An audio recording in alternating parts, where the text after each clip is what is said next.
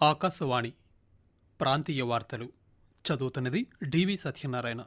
ముఖ్యాంశాలు: భవిష్యత్తు అంతా పర్యాటక రంగానిదేనని ముఖ్యమంత్రి నారా చంద్రబాబు నాయుడు పేర్కొన్నారు. ఆధునిక సాంకేతిక పరిజ్ఞానాన్ని రైతులకు అందుబాటులోకి తీసుకురావాలని వ్యవసాయ శాఖ మంత్రి కింజరాపు అచ్చెన్నాయుడు అన్నారు. ప్రధానమంత్రి సూర్యఘర్ యోజన ద్వారా లబ్ధి పొందవచ్చని అనంతపురం జిల్లా కలెక్టర్ వి వినోద్ కుమార్ తెలిపారు.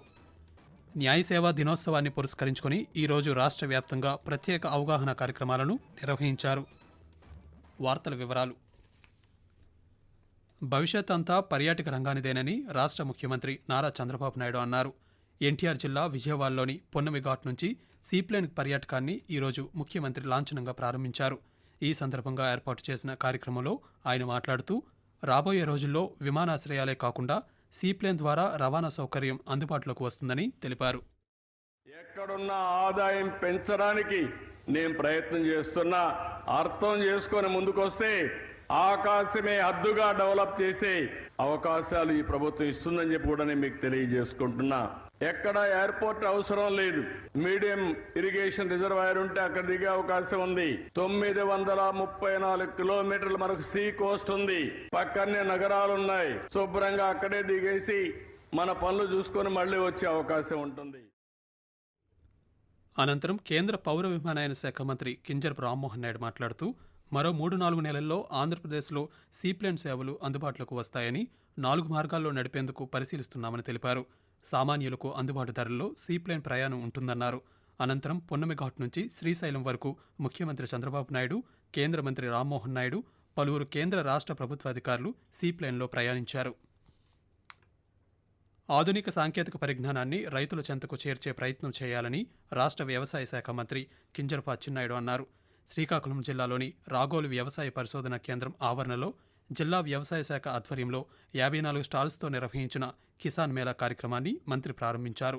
ఈ సందర్భంగా మాట్లాడుతూ, సాంకేతిక పరిజ్ఞానాన్ని రైతులకు అందిస్తే రైతులు అధిక దిగుబడులు సాధిస్తారన్నారు. రాగోలు వరి పరిశోధన కేంద్రంలో తయారైన వరి వంగడాలు దేశవ్యాప్తంగా ఎంతో ప్రాచుర్యం పొందడం జిల్లాకు గర్వకారణమని, ఈ వంగడాలు అమ్మకాల ద్వారా సుమారు 2,000 కోట్ల రూపాయలు విలువ చేసే ధాన్యం అమ్మకాలు జరగడం విశేషమని పేర్కొన్నారు. ఈ సంవత్సరం ఖరీఫ్ సీజన్లో రైతులకు సాగునీరు అందించేందుకు పటిష్టమైన చర్యలు చేపట్టడంతో దిగుబడులు గణనీయంగా పెరిగాయని తెలిపారు. రైతుల నుంచి పంటను ప్రభుత్వమే కొనుగోలు చేస్తుందని, రైతులు ఆందోళన చెందవలసిన అవసరం లేదని మంత్రి స్పష్టం చేశారు. ప్రధానమంత్రి సూర్యఘర్ యోజన ద్వారా లబ్ధి పొందవచ్చని అనంతపురం జిల్లా కలెక్టర్ వి వినోద్ కుమార్ అన్నారు. నగరంలో ఈరోజు నిర్వహించిన ప్రధానమంత్రి సూర్యఘర్ మేళా కార్యక్రమంలో కలెక్టర్ పాల్గొన్నారు. ఈ సందర్భంగా మాట్లాడుతూ, ఈ పథకంలో రాయితీపై ఇంటిపై సోలార్ పైకప్పును ఏర్పాటు చేసుకోవడం ద్వారా విద్యుత్ ఛార్జీలను తగ్గించుకోవచ్చని తెలిపారు. ఎండలు ఎక్కువగా ఉండే అనంతపురం జిల్లాలో ఈ పథకం మరింత ప్రయోజనకరంగా ఉంటుందని ఆయన పేర్కొన్నారు. ఈరోజు న్యాయ సేవా దినోత్సవాన్ని పురస్కరించుకొని రాష్ట్ర వ్యాప్తంగా జిల్లా న్యాయ సేవాధికార సంస్థల ఆధ్వర్యంలో ప్రత్యేక అవగాహన కార్యక్రమాలను నిర్వహించారు. వైఎస్ఆర్ జిల్లా న్యాయ సేవాధికార సంస్థ ఆధ్వర్యంలో కడపలో న్యాయ సేవా హక్కులపై అవగాహన కల్పిస్తూ ర్యాలీ నిర్వహించారు. ఈ సందర్భంగా నిర్వహించిన న్యాయ విజ్ఞాన సదస్సులో జిల్లా ప్రధాన న్యాయమూర్తి జి శ్రీదేవి మాట్లాడుతూ, సుప్రీంకోర్టు ఆదేశాలతో 1995 సంవత్సరం నుండి న్యాయ సేవల దినోత్సవం ప్రారంభమైందని, సత్వర న్యాయం అందేలా ఉచితంగా న్యాయ సేవలను అందించడమే ఈ దినోత్సవ ముఖ్య లక్ష్యమని పేర్కొన్నారు. అలాగే డాక్టర్ బిఆర్ అంబేద్కర్ కోనసీమ జిల్లా అమలాపురంలో నిర్వహించిన కార్యక్రమంలో అమలాపురం 2వ జిల్లా అదనపు న్యాయమూర్తి వి నరేష్ పాల్గొని మాట్లాడారు. న్యాయ సేవా హక్కుల చట్టం గురించి ప్రజలకు అవగాహన కల్పించడం న్యాయ సేవాధికార దినోత్సవం ముఖ్య లక్ష్యమని పేర్కొన్నారు. లోక్ అదాలత్లో పరిష్కారమయ్యే కేసులు ఇరుపక్షాలకు సంతోషంగా ఉంటాయని, రాజీ మార్గమే రాజమార్గమని జిల్లా అదనపు న్యాయమూర్తి పేర్కొంటూ, న్యాయ సేవాధికార సంస్థ కేసులు పరిష్కరించడం ద్వారా మనం ప్రజలందరి మధ్యన సామరస్యత ఉంటుంది, గొడవలు తగ్గుతాయి, స్పర్ధలు ఉండవు, ఆర్థికమైన ఖర్చులు ఇరు పార్టీలకి ఉండవు, కోర్టులో ఉన్న కేసులు లేకపోతే రానున్న కేసులు సంఖ్య తగ్గుతుంది. ఏ కోణంలో చూసినా కానీ ఈ సంస్థ చాలా ఉత్తమమైంది. ఈ సంస్థ ద్వారా కేసులు అందరూ పరిష్కరించుకోవాలని.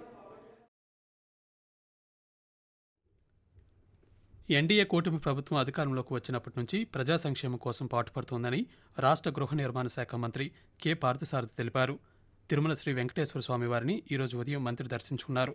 దర్శన అనంతరం ఆలయం వెలుపల ఆయన పాత్రికేయులతో మాట్లాడుతూ, రాష్ట్రంలో అర్హులైన పేదలందరికీ పూర్తి స్థాయిలో సొంత ఇంటిని నిర్మించేందుకు ప్రభుత్వం కట్టుబడి ఉందన్నారు. తిరుమలలో భక్తులకు మెరుగైన సౌకర్యాలు అందుతున్నాయని ఈ సందర్భంగా పేర్కొన్నారు. ఆకాశవాణి ప్రాంతీయ వార్తలు వింటున్నారు.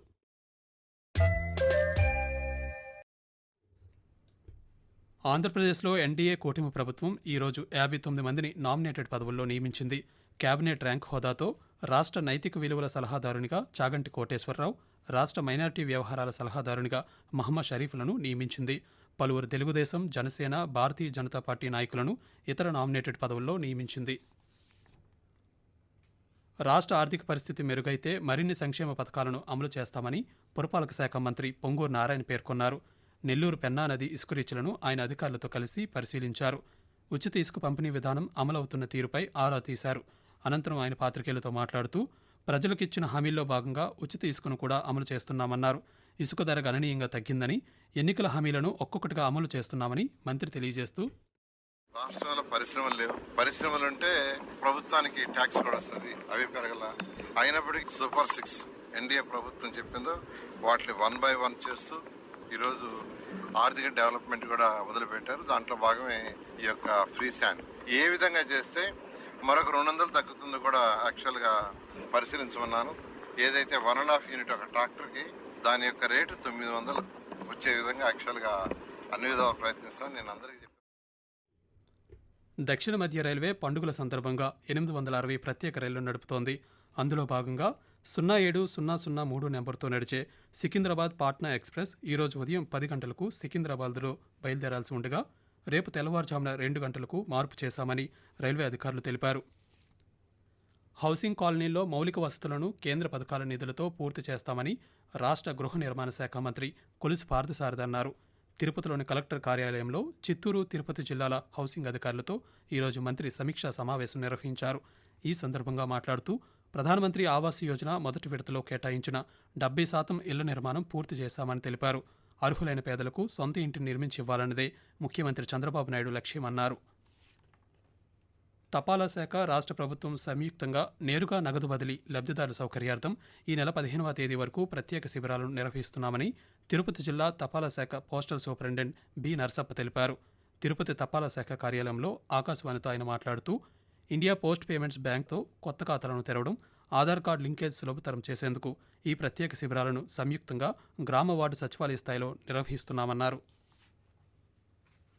పశ్చిమ గోదావరి జిల్లా పాలకొల్లు పట్టణంలో డంపింగ్ యార్డ్, హెల్త్ పార్క్, శ్మశాన వాటిక సుందరీకరణ పనులను వేగంగా పూర్తి చేస్తామని రాష్ట్ర జలవనరుల శాఖ మంత్రి నిమ్మల రామానాయుడు అన్నారు. ఈరోజు మంత్రి ఆయా అభివృద్ధి పనులను పరిశీలించారు. ఈ సందర్భంగా మాట్లాడుతూ గతంలో నిలిచిపోయిన పనులను ఎన్డీఏ కూటమి ప్రభుత్వం అధికారంలోకి వచ్చాక తిరిగి ప్రారంభించడం జరిగిందన్నారు. ప్రధానమంత్రి సురక్షిత్ మాతృత్వ అభియాన్ కార్యక్రమంలో ప్రతి నెల గర్భిణీల ఆరోగ్య తనిఖీల కోసం ప్రత్యేకంగా నిర్వహిస్తున్న వైద్య పరీక్షల వివరాలు ఎంసీపీ కార్డులో తప్పనిసరిగా నమోదు చేయాలని పార్వతీపురం మన్యం జిల్లా వైద్య శాఖ అధికారి డాక్టర్ టి జగన్మోహన్ రావు సూచించారు. పార్వతీపురం అర్బన్ హెల్త్ సెంటర్ ప్రధానమంత్రి సురక్షిత్ మాతృత్వ అభియాన్ కార్యక్రమ అమలును ఆయన ప్రత్యక్షంగా పరిశీలించారు. గర్భిణీ శిశు సంక్షేమ ఆరోగ్య కార్యక్రమాలను వైద్య, అంగన్వాడీ సిబ్బంది సమన్వయంతో నిర్వహించాలని ఈ సందర్భంగా వైద్య ఆరోగ్య సిబ్బందిని ఆయన ఆదేశించారు. సురక్షిత కుటుంబ నియంత్రణ పద్ధతులపై ప్రజలకు అవగాహన కల్పించాలన్నారు. క్రీడల్లో రాణించాలంటే శారీరక ఆరోగ్యంతో పాటు ఎంతో శ్రమ, పట్టుదల, ఓర్పు ఉండాలని విజయనగరం జిల్లా కలెక్టర్ డాక్టర్ బిఆర్ అంబేద్కర్ అన్నారు. స్కూల్ గేమ్స్ ఫెడరేషన్ ఆధ్వర్యంలో 68వ రాష్ట్ర స్థాయి అండర్-14 బాలబాలికల వాలీబాల్ పోటీలను విజయనగరం జిల్లా భోగాపురం జిల్లా పరిషత్ ప్రాథమిక పాఠశాల మైదానంలో ఈరోజు ఆయన ప్రారంభించారు. విద్యార్థులు, యువత క్రీడల పట్ల ఆసక్తిని పెంపొందించుకొని తమ సమర్థతను చాటాలని ఈ సందర్భంగా ఆయన పిలుపునిచ్చారు. ప్రాంతీయ వార్తలు ముగించే ముందు ముఖ్య అంశాలు మరోసారి. భవిష్యత్ అంతా పర్యాటక రంగానిదేనని ముఖ్యమంత్రి నారా చంద్రబాబు నాయుడు పేర్కొన్నారు. ఆధునిక సాంకేతిక పరిజ్ఞానాన్ని రైతులకు అందుబాటులోకి తీసుకురావాలని వ్యవసాయ శాఖ మంత్రి కింజరపు అచ్చెన్నాయుడు అన్నారు. ప్రధానమంత్రి సూర్యఘర్ యోజన ద్వారా లబ్ధి పొందవచ్చని అనంతపురం జిల్లా collector doctor V Vinod Kumar తెలిపారు. న్యాయ సేవా దినోత్సవాన్ని పురస్కరించుకొని ఈరోజు రాష్ట్ర వ్యాప్తంగా ప్రత్యేక అవగాహన కార్యక్రమాలను నిర్వహించారు. ఆకాశవాణి ప్రాంతీయ వార్తలు ఇంతటితో సమాప్తం.